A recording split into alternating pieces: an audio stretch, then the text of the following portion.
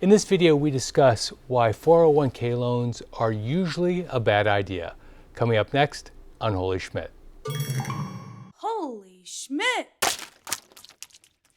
Conventional wisdom says avoid touching your 401k assets at all costs. If you have an emergency, if you have a life event, find another way to pay for it. There are a lot of good reasons for this, but there are also one or two that sound logical on the surface, but when you actually dig into those reasons, they don't make a lot of sense. I'll talk about those in just a minute. Let's get into it, but before we do, please make sure you click subscribe and turn on notifications so that you get alerted the next time I post a video. I post about twice a week. All right, let's go. What is a 401k loan? In a nutshell, borrowing against the assets in your retirement account, your 401k. Most plans allow you to borrow up to 50% of the value of the 401k or $50,000, whichever is less. The value has to be your vested value, meaning that if you left tomorrow, your company would be obligated to give those funds to you, and the repayment can't happen under most circumstances over the course of more than 5 years. By the way, stick around to the end because I'm also going to show you 4 reasons why borrowing from your 401k might make some sense in some very, very specific situations. Okay, back to the video. Let me begin by busting a myth that is out there, and that is the myth of tax. The anchor argument for not borrowing from your 401k is that you are borrowing pre-tax dollars and repaying it with post-tax income. This is true, but there's a lot of funny math around this point, so I'm going to debunk it, and then we're going to talk about why you still shouldn't borrow from your 401k. The first thing you need to do is separate the act of borrowing from the source of the funds. Unless you're taking out a mortgage, a student loan, or a business loan, in most cases you're going to repay the other loan with post-tax dollars. If you had an emergency and you had a $10,000 charge that you had to put, let's say, on your credit card, repaying your credit card would be done with post-tax dollars. The same would be true with a personal loan. The real issue, and the one that this was probably intended for, was that if you needed to take out a mortgage and you didn't have enough for the down payment and you used your 401k to enhance your down payment, that's not going to be tax deductible. If you paid for college tuition and you did it with 401k dollars, that's not going to be tax deductible. And if you funded your business with a loan from your 401k, it's not going to be tax deductible, at least the interest. In those instances, you are foregoing the tax deductibility of the interest on your home loan, a larger home loan, a student loan, or a business loan for the convenience of using your 401k. So, from a numbers perspective, strictly speaking, if the debt isn't a tax deductible type of debt, it doesn't matter if you're borrowing from yourself or you're borrowing from the bank. But this argument is not entirely about the numbers. It's about philosophy. Let's say you wanted to buy a mega engagement ring, a bucket list vacation, a expensive sports car, or a Patek Philippe watch. First, let me say I'm not here to judge. If you want the rock and roll purchase and you can afford it, then who's to say it's right or wrong? There's a lot of moral judgment out there on people who make an outstanding living and use the funds to buy something fun or beyond fun, but I'm not one of those people. I personally would have a hard time spending money on a $30,000 watch, but that's me. There are other people that see that as an essential business tool, and these are people that do things like they sell jets for a living. But if we're referring to an office worker who makes $50,000 or $60,000 a year, and they're spending half a year's pay on a watch, well, probably not the way to go, at least not with the 401k, and frankly, probably not the way to go with your discretionary cash as well. But if you're going to do it anyway, don't take out a 401k loan, don't use your long-term money for a short-term satisfaction. What about an emergency? Well, there's an argument for this point. We'll talk about this as one of the 4 at the end of the video. The next point against, in fact solidly against, a 401k loan is you lose out on growth. Let me explain. In order for you to take out a loan, let's say you wanted to take out a $50,000 loan from a $100,000 balance on your 401k, you have to sell $50,000 of assets within the 401k. This isn't like a trading account. You can't have a margin account. You can't lever it up. It's cash for cash.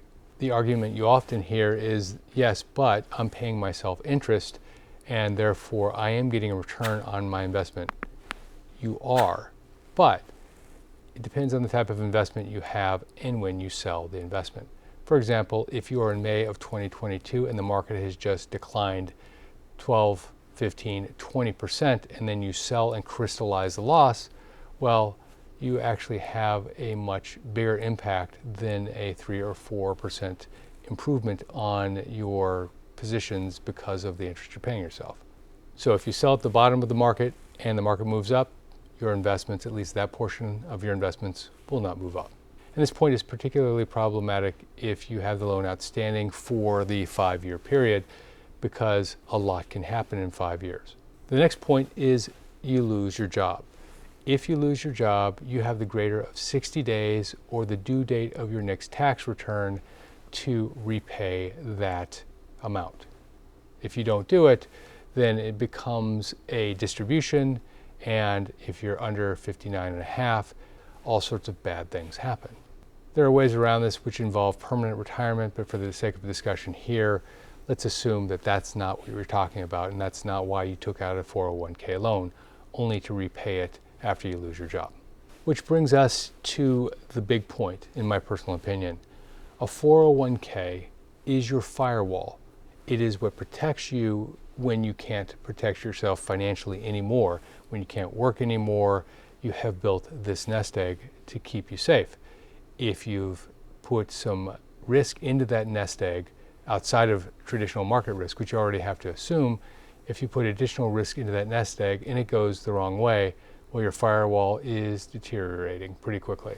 And frankly, if you have a 401k loan outstanding going into retirement, this is actually a warning sign in and of itself. The next point is that many 401k plans limit your ability to contribute to your 401k while your loan is outstanding. Typically, it's a 6-month standstill period. And candidly, if you are repaying a 401k loan, the probability that you're going to be able to contribute to a 401k, at least fully contribute, is quite low. As I mentioned at the beginning of the video, there are some instances where borrowing from a 401k might actually make sense. The first is that it is fast and really easy. Let me explain. When you borrow from your 401k, the only risk that the lender has is the risk of themselves, meaning you, as the lender, take on you risk. If you don't pay, you are the one that actually has the issue, not the bank, not the mutual fund company, you. So because that is the case, the loan is not a loan that requires any underwriting whatsoever. The next point is that borrowing from your 401k doesn't affect your credit score. A big part of your credit score is something called credit utilization. And that's basically the amount of credit line available to you and the amount of credit line being used. If you borrow from a 401k, you're not utilizing your credit. It doesn't show up as a line item on your credit report. If you use your credit card, it definitely shows up as a line item on your credit report, and that gets updated weekly in many cases. So if you're trying to keep your credit score high, and this is particularly important if you're taking out a mortgage, then borrowing a portion of funds from your 401k so that your credit score isn't affected might make some sense, because a higher credit score often means a lower interest rate. The next point is cost.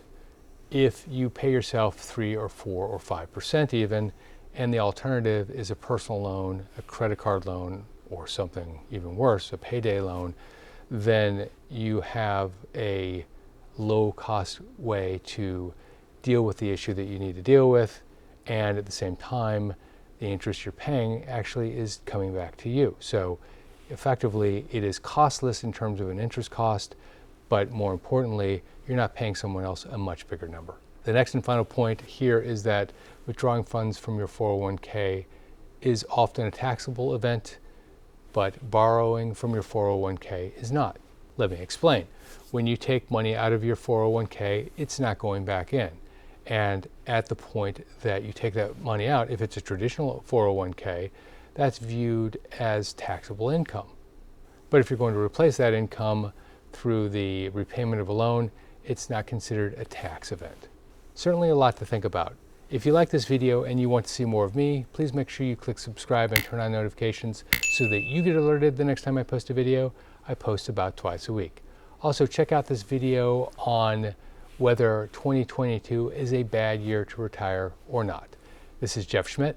Thanks for watching. If you like this video and you want to get on my Schmidt list, please I'm not going to say that. The big argument against borrowing from your 401k is that you are paying back pre-tax loan. The big money, but if you were to take out any loan, 401k or other, to live a rock and roll lifestyle, then you shouldn't do it. Why did I just do that?